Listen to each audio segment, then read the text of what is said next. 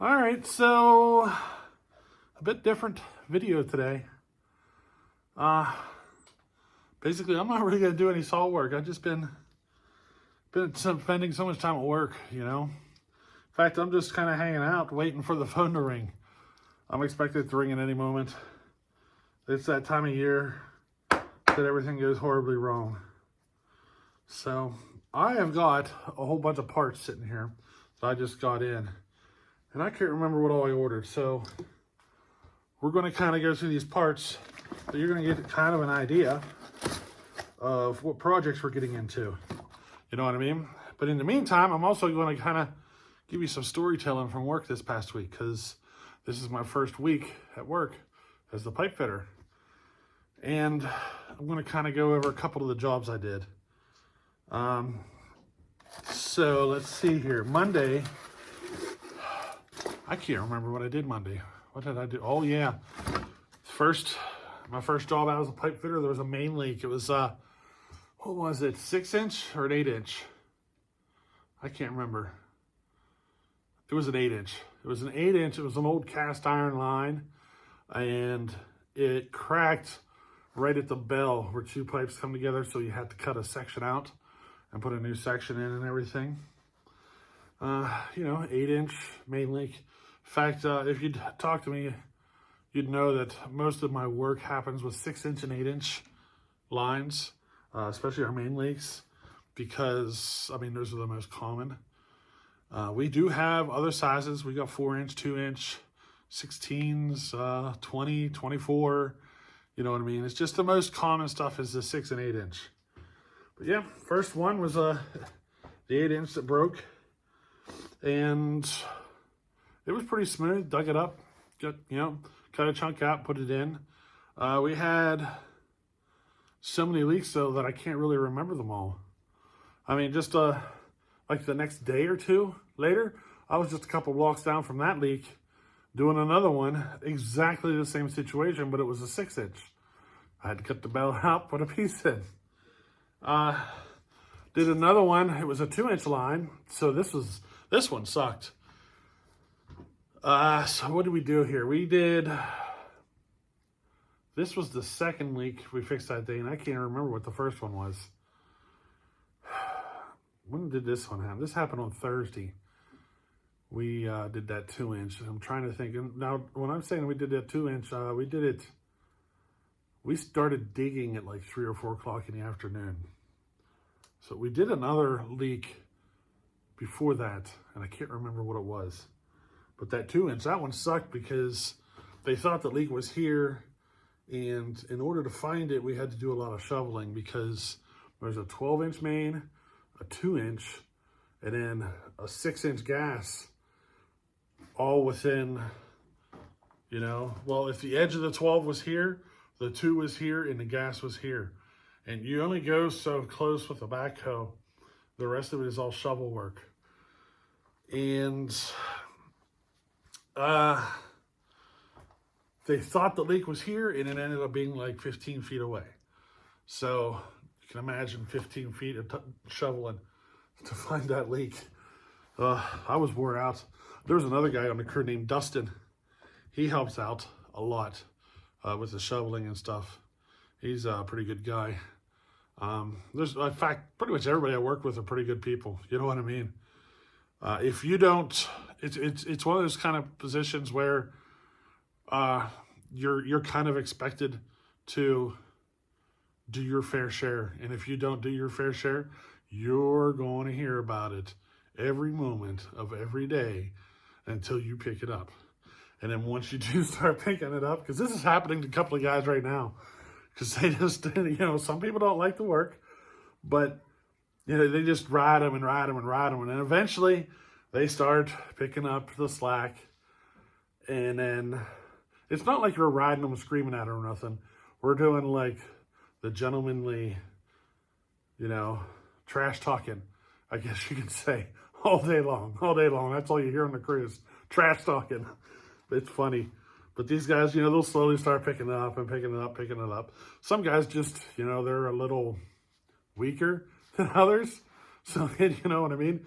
It takes some stamina to be able to handle a shovel for 6 hours, or do some of those hard projects. And so it slowly it turns into more of like a joking trash talk, because at first it's like they're kind of serious, trash talking you and stuff. You're like, you need to pick it up, and then it's slowly over time it starts turning into more of a joking. And then eventually it's like, hey, you need me to go in there and do that for you. Kind of one of those situations. I'm common for that one. Hey, you need me to get in there and fix that for you. But yesterday we started out, these were customer service lines. This is the first one, blew apart. It was probably a 15 or 20 foot run. So you got the water main, and then a service line runs up to a shutoff valve before the house. So it's a spot outside of the house that we can turn the water on and off. And that line between the main and that shutoff had blown apart, and we had to dig it up. It was the worst freaking river rock digging you can imagine.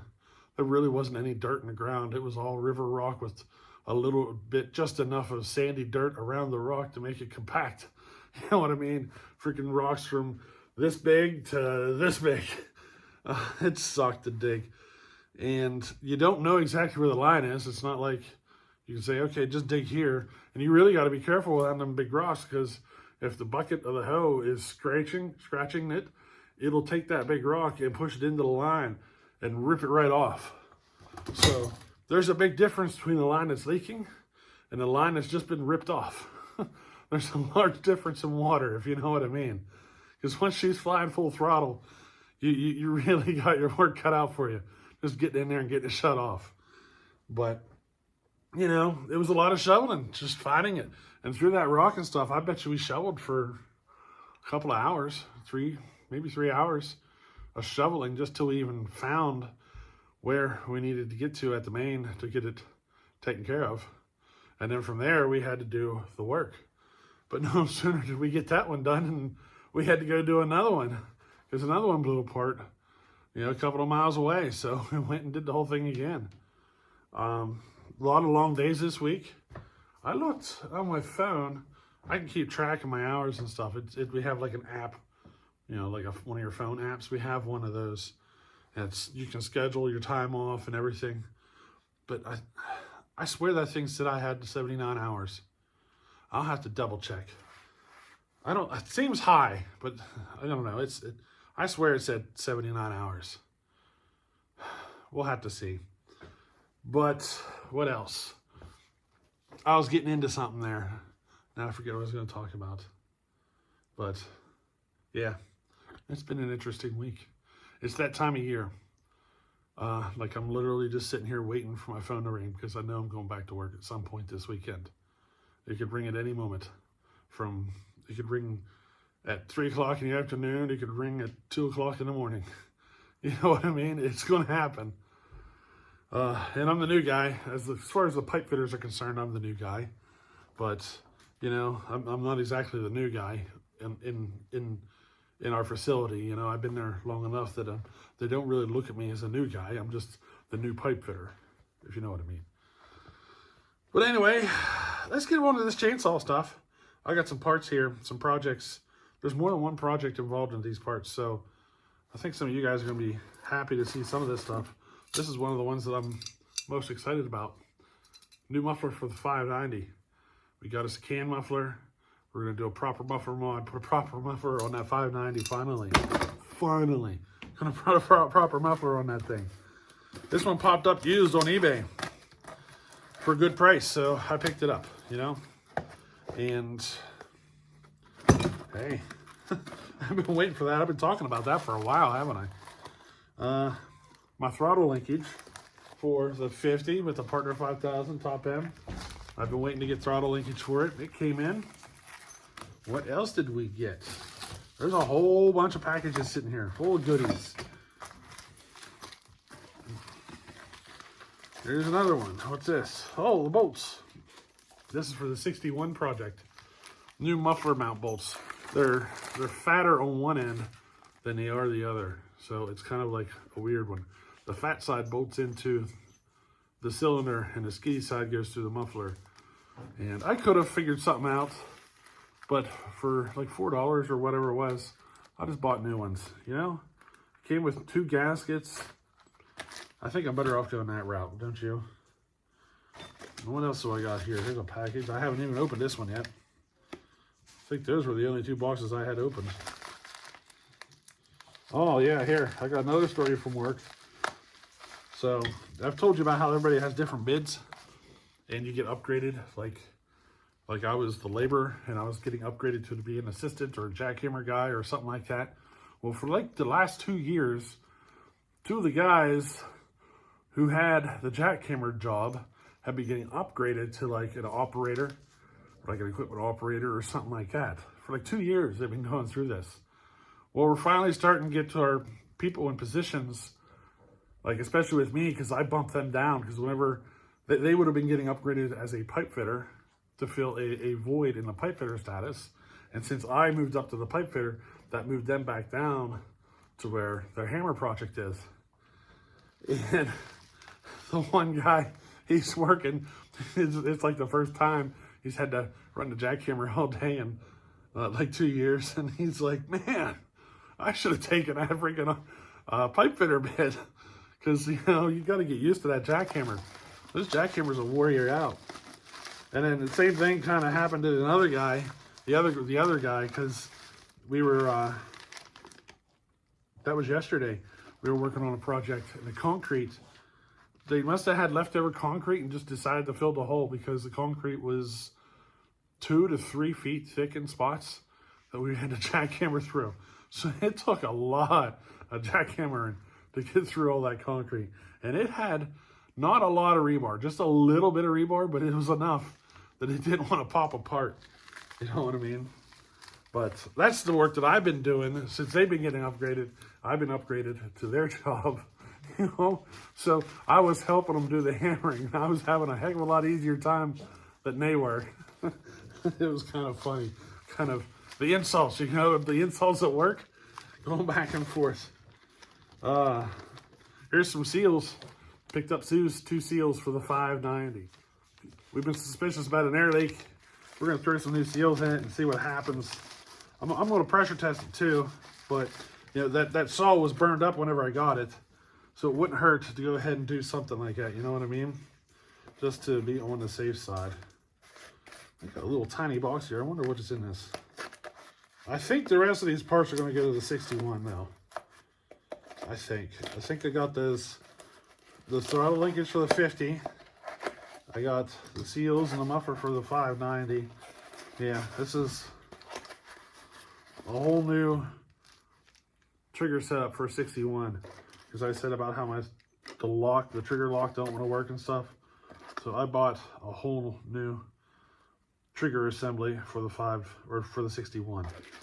We'll see how that works. Hopefully the older style trigger is the same, because that definitely, I think that was a newer style trigger setup. I'm hoping they're the same.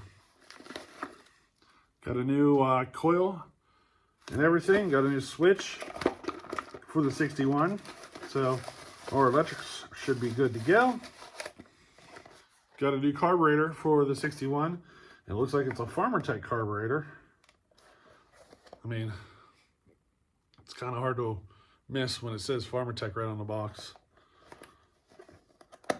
So, you know, I've been predicting you're going to have to deal with some carb issues, and I decided the easy way would just to be get a new carburetor. And I ain't going to be fighting with it, you know what I mean?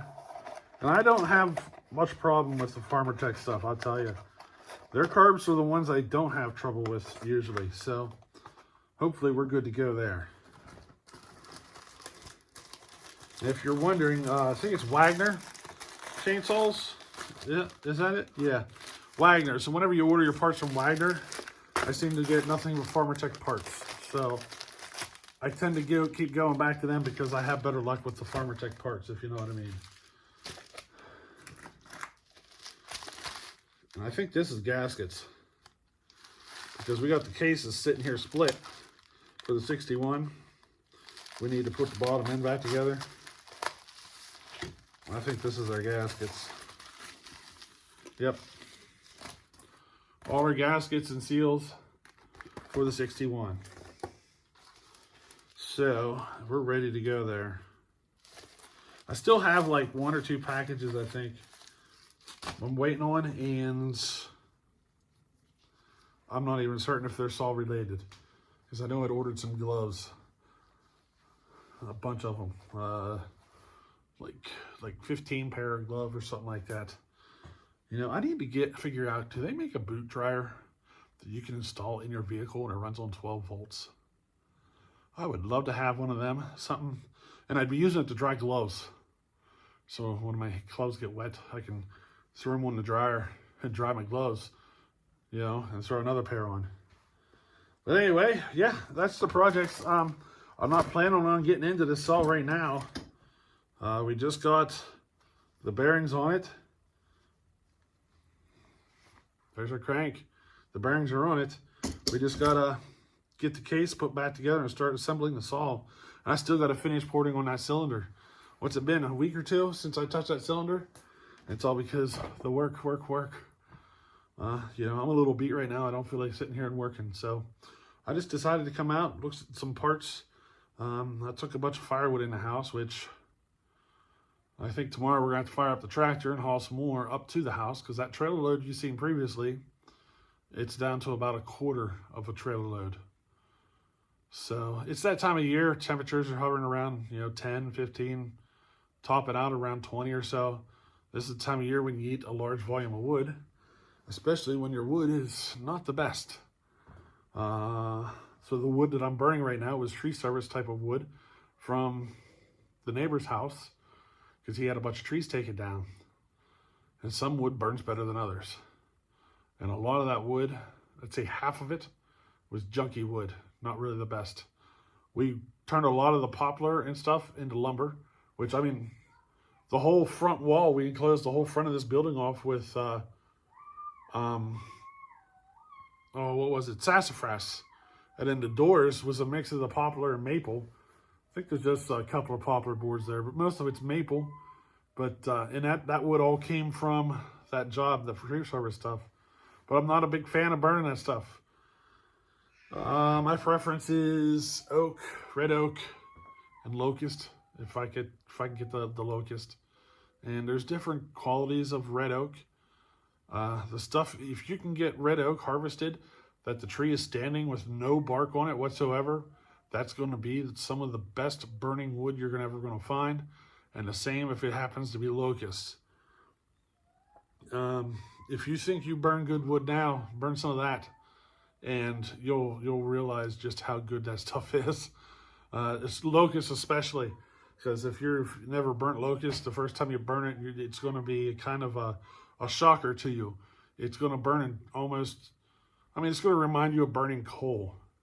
So if you have experienced burning coal, locust is going to kind of remind you of burning coal. Very hot, very long-lasting wood. Probably one of the best. And in fact, that wood is so good that it doesn't really need pressure treated or nothing. You can use it to build buildings and pole barns and stuff, and throw the post straight in the dirt. No pressure treating or nothing. Locust will outlast a lot of your modern pressure treated lumber. It's that good, you know. So if you ever get your hands on some locusts and you never tried it and never burn any, give it a try. You'll change your mind about what quality wood is for burning. You know what I mean? But anyway, that's enough rambling for today. I might come out later this evening after the wife gets home and do some work. But for now, I'm going in and I'm going to relax and get myself a drink of some sort. I got a thirst I can't seem to get rid of. Probably from all that work I did, all that sweating. You know, sweating at 10-degree temperatures. Yeah. Anyway, hey, we'll catch you later.